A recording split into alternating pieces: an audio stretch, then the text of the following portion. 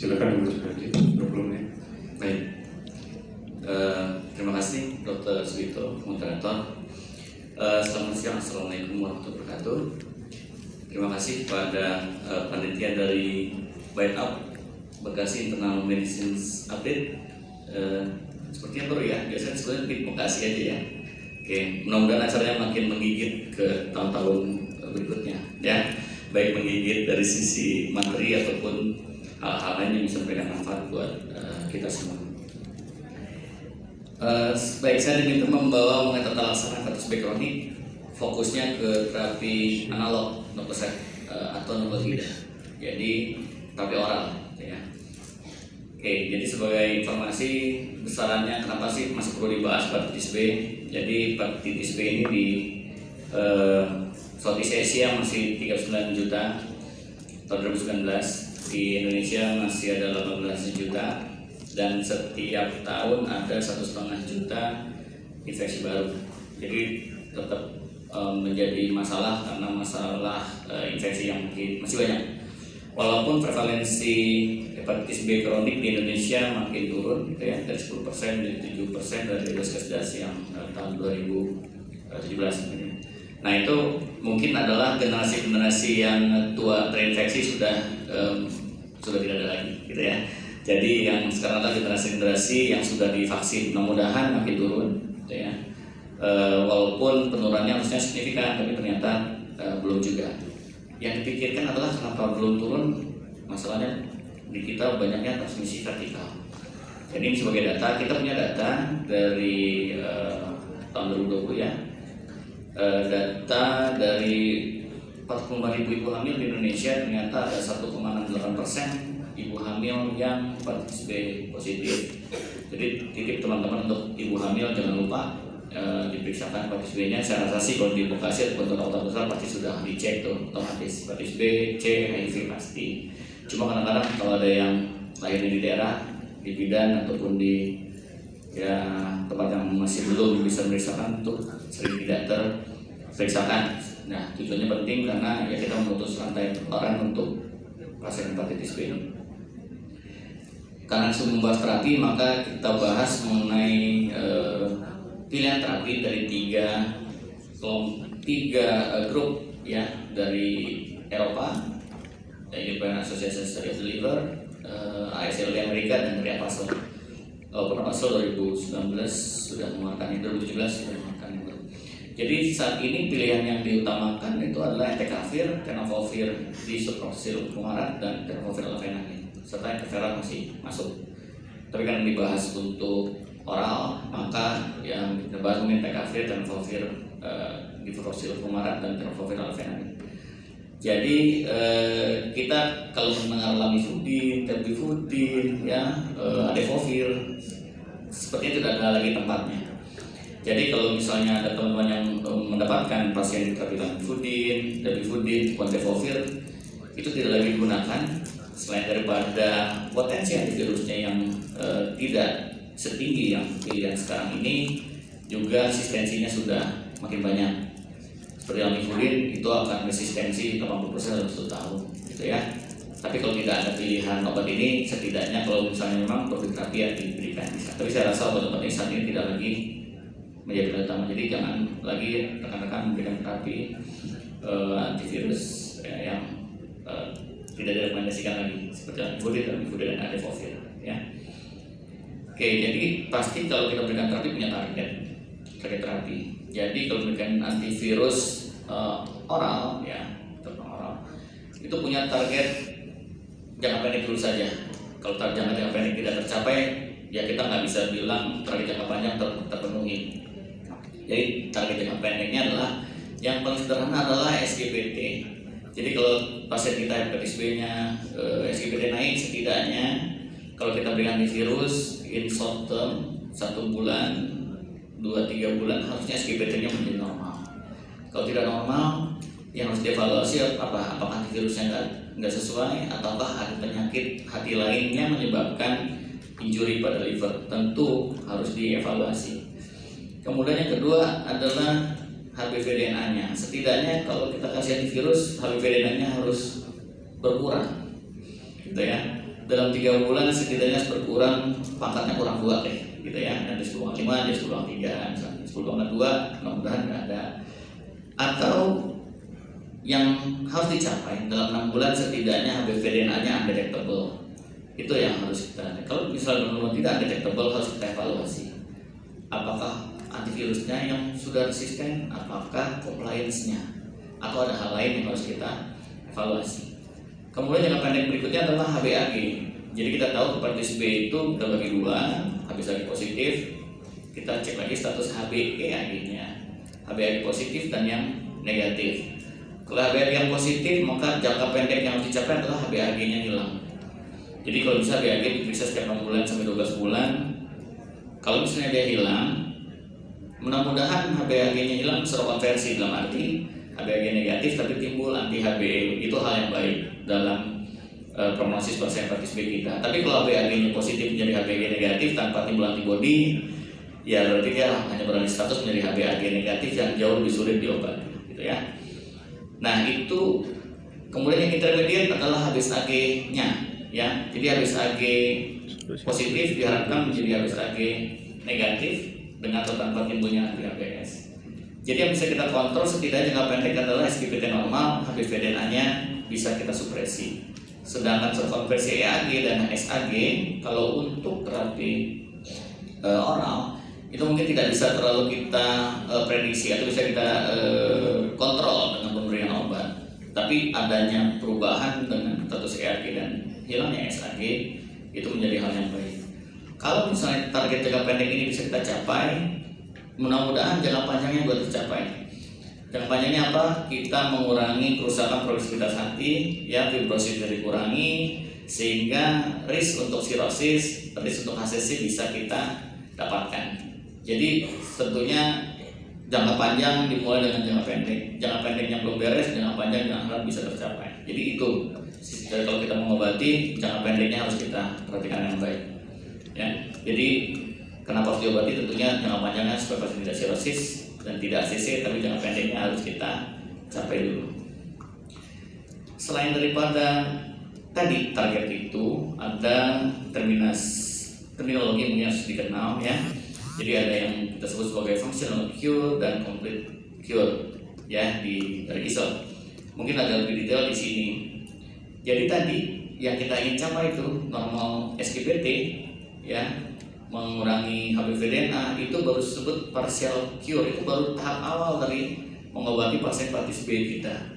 Jadi untuk yang ingin kita capai sekarang yang baru functional cure ini adalah HBsAg-nya hilang, ya, disertai dengan timbulnya anti-HBs, itu yang kita sebut sebagai functional cure. Dan ini juga untuk obat oral mungkin kansnya hanya 3, paling tinggi 11% yang bisa dicapai kalau kita mengobati lebih dari 5 tahun, tapi bisa. Nanti kan makanya akan saya singgung sedikit tentang interferon maupun tidak diminta penelitian bicara, tapi akan saya singgung sedikit. Nah, yang paling ingin didamai-damai adalah complete cure ini. Complete cure ini adalah hilangnya cccDNA, ya. Jadi covalent circular DNA itu adalah yang awalnya untuk timbulnya virus untuk replikasi, kita lihat badannya. Dan yang paling baik lagi adalah sterilizing cure. Jadi HBV-DNA itu mungkin di darah tidak ada, tapi juga harus kita pastikan HBV-DNA yang di hepatosit juga tidak ada. Jadi ini benar-benar sterilizing cure. Untuk functional cure, complete cure, dan sterilizing cure ini, inilah yang akan menjadi possible goal of future dari imunoterapi. Jadi mudah-mudahan ke depan nanti ada imunoterapi juga untuk hepatitis B, sedang dalam penelitian fase 2 dan 3 saat ini. Dan kita harapkan ini bisa baik, ya, termasuk juga vaksin terapeutik yang masih belum memberikan hasil cukup baik. Jadi memang masih panjang perjalanan hepatitis B, tapi setidaknya jangan berkecil hati. Setidaknya partial cure ini kita bisa dapatkan. Insya Allah nanti pasien kita tidak jadi sirosis, tidak ACC, itu pun sudah cukup baik. Walaupun memang perlu edukasi untuk memberikan terapi oral hepatitis B itu jangka panjang. Ya, jadi jangka panjang, jangan mengecilkan hati bahwa minum obat seumur hidup, tapi kita lihat long term outcome-nya yang dicapai. Nah, untuk nanti kita lihat untuk long term pengobatan oral antiviralnya itu kan tentu perlu monitoring. Nah, monitoringnya itu kan harus rutin ke dokter. Saya dokter akan punya pasien tetap setidaknya 3 bulan akan kontrol, ya. Nah, itu bedanya hepatitis B. Kalau pas hepatitis C diobati 3 bulan 6 bulan selesai sembuh, udah balik lagi. Ya, balik lagi urusan yang lain biasanya. Jadi punya hepatitis B itu ya memang sudah diatur mungkin ya, tapi nanti kalau misalnya ada terapi yang bisa menyembuhkan secara sempurna seperti hepatitis C, ya seperti tadi B akan selesai habis ya udah. Ya, jadi punya hepatitis B itu jadi seperti punya hubungan yang jangka panjang, ya, hubungan jangka panjang karena dia harus dikontrol. Kalau pasiennya diberikan pengertian yang baik. Nah, ini untuk memulai terapi saya mengingatkan kembali, mungkin sejauh sudah tahu bahwa kalau misalnya di hepatitis B kita tidak memulai pengobatan ketika HBsAg positif atau varian positif langsung kita berikan antivirus. Jadi kita memberikan terapi pada fase aktif. Fase aktifnya itu fase immune clearance atau kita sebut juga HBeAg positif chronic hepatitis, dan fase reaktivasi atau disebut juga HBeAg negatif chronic hepatitis, atau sebuah detail seperti ini. Jadi kalau misalnya dulu kita menilai fase itu ada imun toleransi, imun clearance, inactive clearance state, reaktivasi. Dari ISL itu ada terminologi baru. Jadi kita sebut sebagai HBeAg positif chronic infection. Infection itu kalau yang belum aktif ya. Jadi kalau belum aktif itu infection belakangnya. Kalau yang aktif ya hepatitis belakangnya. Jadi imunotoleran disebut sebagai HBeAg positif chronic infection. Kalau imun clearance HBeAg positif chronic hepatitis. Kalau yang fase inactive clear state sebutnya HBeAg negatif, karena kan HBeAg negatif itu ada dua fase sebetulnya, inactive clear dan reaktivasi. Jadi kalau yang inactive clear maka HBeAg negatif chronic infection, reaktivasi HBeAg negatif chronic hepatitis. Hanya beda itis aja dan pion gitu ya, dengan melabelkan status HBeAg-nya mudah sebetulnya. Tapi ada tambahan satu yang tidak masuk di standar klasifikasi yang lain, yaitu occult hepatitis B. Jadi di mana HBsAg positif, HBV DNA-nya tetap ada ya, dan HBsAg-nya negatif. Ini yang dimasukkan di result. Kalau kita lihat di mana fase tadi aktif, di sini kita bisa lihat bahwa di ALT-nya itu ada peningkatan turun naik, begitu juga dengan HBV DNA-nya. Kalau kita lihat yang fase tidak aktif, maka ada cenderung rata-rata aja landai gitu ya. Jadi di mana ada aktif dari SGPT dan aktif daripada HBV DNA-nya, di situ kita melakukan fase aktif. Jadi tetap kita melakukan treatment di fase aktif. Tidak semua HBsAg HBV positif langsung dikasih antivirus. Karena apa? Nanti pengobatannya panjang. Terlalu cepat mengobati, terlalu cepat resistensi. Pilihan obat oral cuma 3, gitu ya. Kalau resistensi gimana? Ya didoain aja seperti itu. Kita tunggu pengobatan baru yang saat ini belum ada yang cukup baik. Tapi selain itu ada pendapat lain mengenai kapan kita mulai pengobatan. Jadi nanti kita bahas obatnya, tapi kita belajar dulu kapan kita mulai pengobatan. Jadi dari ASEAN konsensus, jadi khusus di Asia, karena di Asia itu banyak hepatitis B-nya. Jadi ada ASEAN konsensus ya, yang diadopt juga nanti pasal 2019, dan juga ada Asia Timur, Asia Expert Opinion. Itu memberikan sedikit beda dengan tadi fase-fase aktif di mana kita harus memulai terapi hepatitis B. Kita lihat di sini di ASEAN konsensus, kita fokus saja di sini ya. Maaf nih buru-buru tadi saya baru garis-garis tadi di luar ya, jadi agak fokus. Gitu. Jadi kita lihat di sini, semua pasien hepatitis B mau statusnya HBeAg positif negatif ya, kalau HBV DNA-nya lebih dari 2000, SGPT-nya normal ya, itu bisa kita terapi.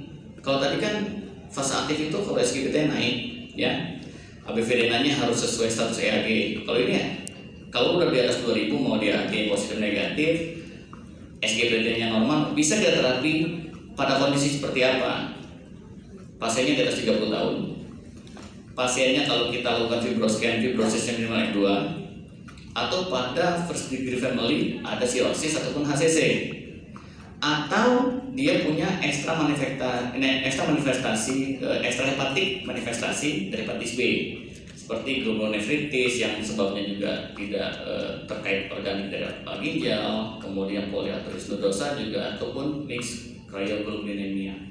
Jadi kalau misalnya model 30, kemudian fibrosisnya F2 moderate, atau first degree family punya cirrhosis ataupun HCC, ataupun ada extra hepatic manifestasi satu saja, ya HBV-DNA di atas 2000, ALT normal itu bisa diterapi.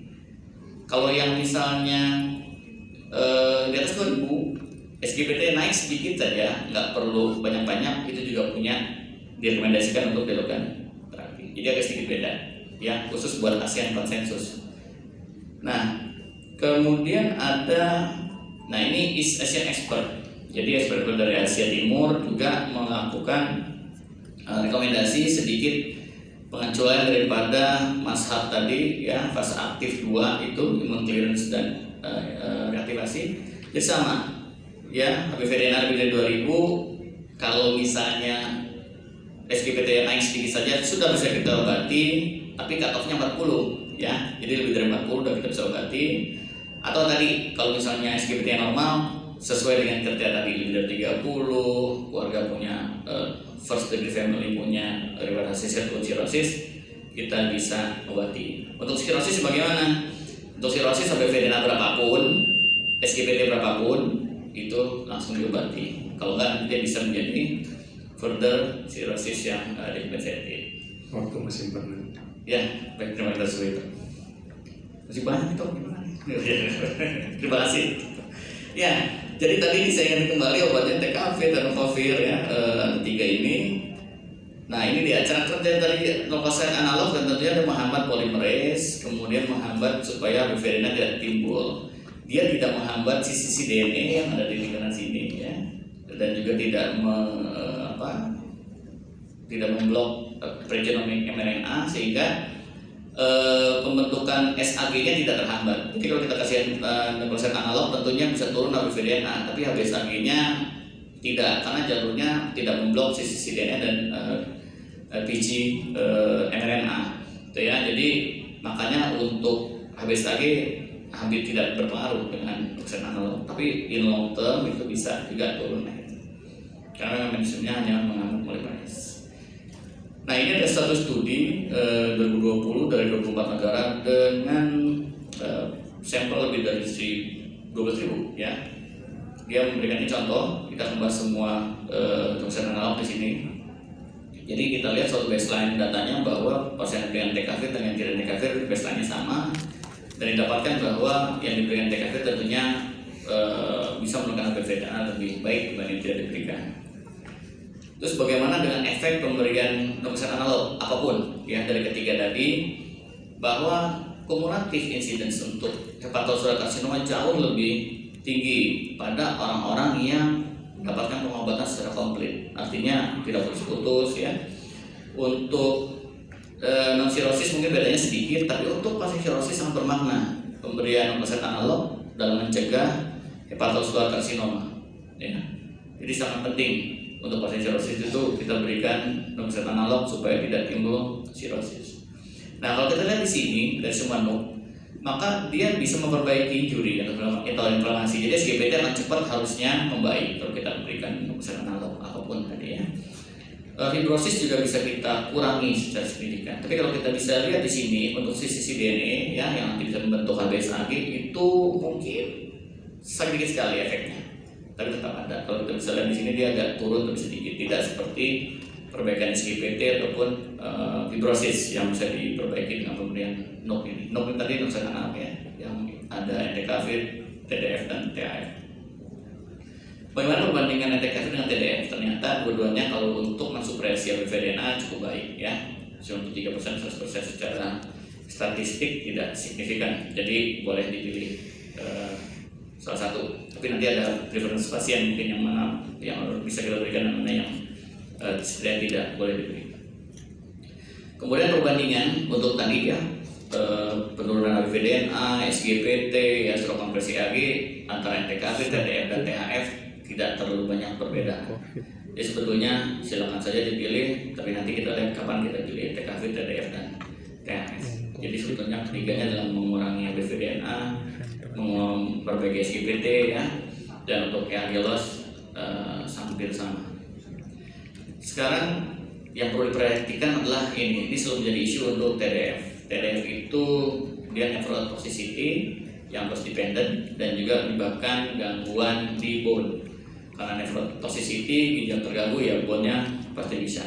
Nah sehingga dianjurkan dari ASLD, sehingga yang pertama adalah THF. Jadi kapan kita harus mengidentifikasi tidak memberikan TDF? Padahal TDF saat ini adalah obat yang diberikan oleh Kementerian Kesehatan di semua rumah sakit, ya rumah sakit pemerintah. Jadi obat-obat untuk pasien hepatitis B kita dari pemerintah itu Kemkes saat ini masih TDF, belum ada THF, belum ada entecavir. Mungkin kedepannya mudah ada. Jadi kalau misalnya sejawat punya pasien hepatitis B yang umurnya sudah di atas 60 tahun, baseline-nya sudah ada bone disease atau bone disorder, atau di ginjalnya sudah ada masalah, jangan memberikan TDF, kan sudah dari awal sudah tahu, ya, berat 60, ada gangguan ginjal, ada osteoporosis, osteopenia yang sudah diberikan. Yang direkomendasikan adalah THF sebetulnya, ya. Kalau tidak ada THF, berikan entecavir. Entecavir sebetulnya dia memang diekspresikan di ginjal, tapi untuk kumulatif dosnya bila pada gangguan ginjal sebetulnya low lah ya. Jadi istilahnya tidak terlalu banyak. Tapi tetap ada rekomendasi untuk dilakukan adjusting. Walaupun entecavir saat ini kalau tidak adjusting tidak terlalu masalah, tidak nephrotoxicity juga ya, karena dia tidak berikatan di tubuh. Beda dengan TDF. Nah ini dia, sebetulnya sangat dianjurkan adalah mengganti langsung aja TDF atau entecavir. Tetapi kalau misalnya tidak ada, ya mau nggak mau ya kita harus berikan TDF dengan adjusting dose. Ya walaupun sebetulnya adjusting dose ya kita lihat ya bagaimana apakah efeknya mempengaruhi efek supresi dan kita bisa berikutnya. Jadi kalau misalnya ada gangguan ginjal ataupun bone, pertama kita pastikan pasien itu sudah pernah mendapatkan obat antivirus belum sebelumnya. Kalau sudah pernah mendapatkan antivirus seperti Lamivudin, maka pilihan pertama tidak ke entecavir. Karena entecavir itu dia berbagi site mutasi resistensi dengan Lamivudin ataupun Terlivudin. Jadi kalau bisa ada riwayat pemberian antivirus, ada gangguan ginjal atau tulang, maka kita tidak pilihnya ke entecavir tapi ke THF.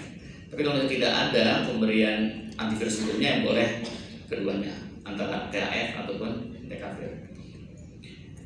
Oke, ini dia tadi. Karena ada gangguan ini, maka TDF-nya di adjusting. Ya, kalau misalnya GFR-nya antara 30-49 per 2 hari, kalau misalnya antara 10 sampai 29 per 3 hari, kalau sudah HD ataupun kurang lebih 10, 7 hari. Ini ada suatu penelitian di mana, tapi ini penelitian kecil ya, saya dapat ini, setidaknya ada 46 pembandingan antara pemberian TDF yang diberikan 2 hari dengan 3 hari. Ternyata efek supresi antivirusnya selama 12 bulan itu 6 dan 12 itu sama ya. Tapi karena efektivitas sama, bila memang GFR-nya di atas 10 dan 30 dianjurkan untuk memberikan yang per 3 hari saja. Karena untuk perbaikan dari fungsi ginjalnya jauh lebih baik dengan yang 3 hari dengan efektivitas yang sama. Ya, jadi kalau misalnya in short term, efektivitas dari adjusting dose ini setidaknya sampai 1 tahun itu masih cukup baik dengan kita memberikan adjusting. Tapi yang paling diharapkan adalah dengan mengganti tadi. Kalau belum bisa mengganti ya setidaknya ini yang kita bisa kerjakan supaya pasien kita SGPD normal, HPV setidaknya tetap tersupresi. Walaupun tadi kita ngomongnya nucleoside analog, saya ingin sedikit singgung mengenai interferon. Jadi interferon bisa kita berikan add-on, ditambah ataupun diganti. Jadi memberi interferon tidak semua pasien hepatitis B kita bisa beri interferon. Jadi ada yang namanya baseline guided therapy. Jadi kita melihat pasien kita apakah eligible diberikan interferon sejak awal. Artinya kalau kita berikan ini kemungkinan terapi berhasil. Jadi ini ada skornya. Ya bisa dilihat sini ada usia, jenis kelamin, HbA1c, kuantinya berapa, rasio ALT, HbV-DNA. Kalau ini skornya lebih dari 4, berarti pasien hepatitis B kita eligible untuk berikan interferon. Interferon disuntik 1 minggu sekali dan diberikan maksimal selama 1 tahun. Pemberian lebih dari 1 tahun tidak terbukti efek. Nah setelah diberikan terapi juga, selama berikan terapi kita evaluasi responnya. Ketika tidak respon, jadi ada respon dari terapi. Jadi mulai interferon pertama kita lihat baseline dari terapi sudah eligible diberikan, selama diberikan dilihat responnya. Responnya dilihat di minggu 12 dan 24. Kalau ternyata dia level HbSAg, ABVDNA-nya tidak sesuai dengan yang ditentukan, maka interferon itu diharapkan stop sebelum selesai pengobatan. Karena diharapkan dengan benarnya guidance seperti ini tidak akan tercapai outcome yang kita inginkan walaupun setahun diberikan. Jadi seperti itu untuk interferon bisa kita berikan di hepatitis B. Tentunya berbeda dengan cara memberikannya di hepatitis C. Dan interferon meningkatkan SAG loss, tapi tidak semua hepatitis B bisa diberikan karena ada syarat-syarat di mana kita bisa memberikan hasilnya cukup baik. Ini saya terakhir terus gitu ya. Masih Pak. Masih menit ya, terima kasih dok. Langsung 4 menit dari 10 menit lalu. Terima kasih. Kebetulan terus itu ini pembentangan jadi ya ada sedikit nepotisme juga ya. Oke, jadi sebagai summary ataupun kesimpulan, ABVDNA tetap menjadi masalah global ya, karena memang tinggi prevalensinya dan tentunya bermasalah karena bisa menyebabkan HCC dengan multiple pathways.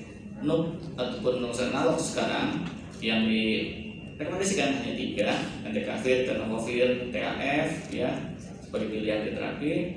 Dan semua NUP saat ini mempunyai efek menekan ABVDNA cukup baik, mengurangi risk daripada hepatoma dan bisa mengurangi fibrosis serta tadi ya bisa mengurangi joint injury.